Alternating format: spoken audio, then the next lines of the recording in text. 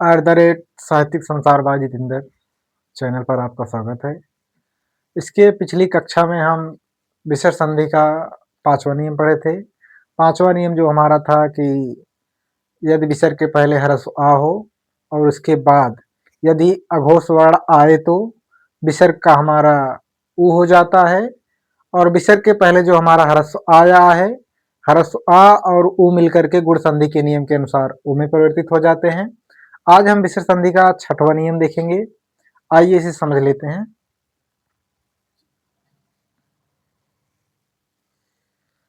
विसर्ग के पहले ह्रस्व आ, दीर्घ आ को छोड़ करके कोई दूसरा स्वर आए तो विसर्ग के बाद कोई दूसरा स्वर आए और विसर्ग के बाद कोई स्वर या किसी वर्ग का तीसरा, चौथा, पांचवा वर्ण हो या रा ला वा हा हो तो विसर्ग के स्थान पर रा हो जाता है। अब इसे हम समझ लेते हैं कि हम लिखे क्या है।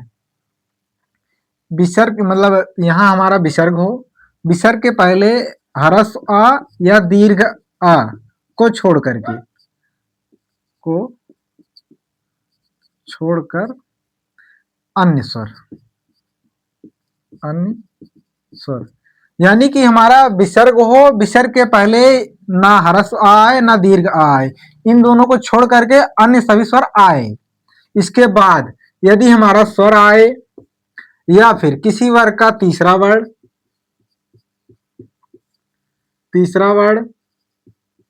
चौथा वर्ण, पांचवा वर्ण,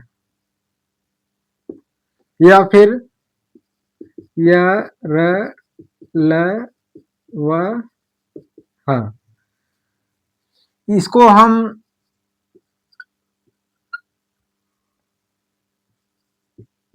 घोष व्यंजन वर्ण भी कहते हैं। जैसे हमारा जो तीसरा, चौथा, पांचवा या रा ला वा है, इसे हम घोष व्यंजन वर्ण भी कहते हैं छोटे रूप में। अब हम समझ लेते हैं कि यदि हमारा विसर्ग हो, विसर्ग के पहले ह्रस्व आ या दीर्घ आ को छोड़ करके यदि इसके बाद यदि कोई भी स्वर आए, इस विसर्ग के बाद यदि स्वर आता है या तीसरा वर्ण, चौथा वर्ण, पांचवा वर्ण या फिर या रा ला वा हा आए तो विसर्ग हमारा रा में बदल जाता है, वो भी हमारा स्वर रहित।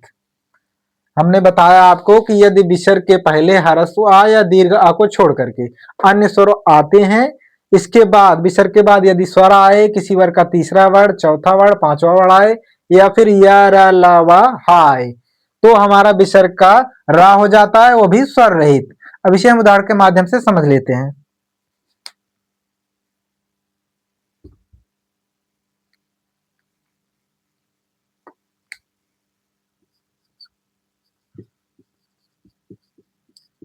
उदाहरण हमारा है, जैसे हमारा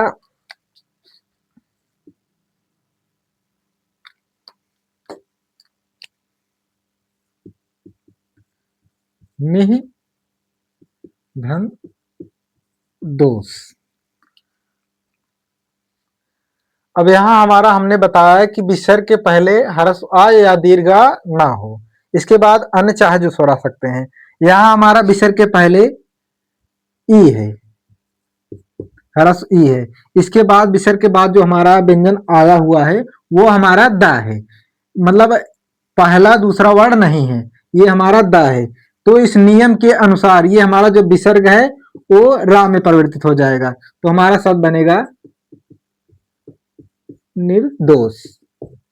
हमने आज के नियम में पढ़ा, यदि विसर्ग हो, विसर्ग के पहले ह्रस्व आ या दीर्घ आ को छोड़कर, यानी ना तो ह्रस्व आ हो ना दीर्घ आ हो, इसके बाद यदि हमारा किसी वर्ग का तीसरा वर्ण, चौथा वर्ण या फिर पांचवा वर्ण आए या फिर या रा ला वा हा आए, तो यहाँ हमारा द जो है चौथा वर्ण है और इसके पहले विसर्ग के पहले हमारा ई है, तो विसर्ग हमारा रा में बदल गया, वो भी स्वर रहित, तो हमारा शब्द बना निर्दोष।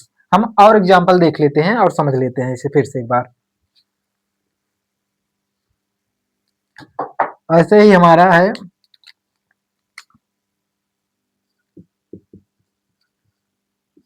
निह धन अपराध। अब हमने नियम में पढ़ा आज के कि यदि विसर्ग हो, विसर्ग के पहले ह्रस्व आ या दीर्घ आ को छोड़ करके अन्य सभी स्वर हों, तो यहाँ हमारा विसर्ग है, विसर्ग के पहले ह्रस्व ई है।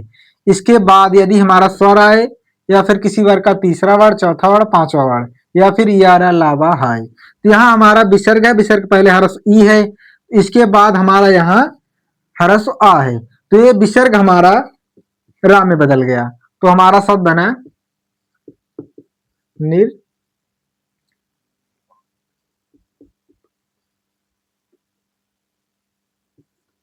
निरपराध।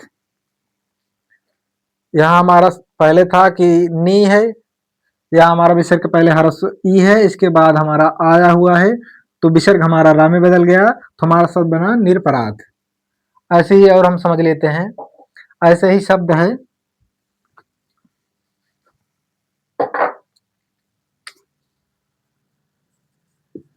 दुह धन योग। अब हमने आज के नियम में बताया है कि विसर्ग के पहले यदि ह्रस्व आ या दीर्घ आ को छोड़ करके अन्य सभी स्वर आए, यहाँ हमारा ना तो ह्रस्व आ है ना तो ह्रस्व दीर्घ आ है, यहाँ हमारा ऊ है। इसके बाद यहाँ हमारा या आया हुआ है, तो इस विसर्ग का हमारा रा, विसर्ग का हमारा रा हो गया, तो हमारा शब्द बना दुर्योग। और ऐसे ही हमारा शब्द है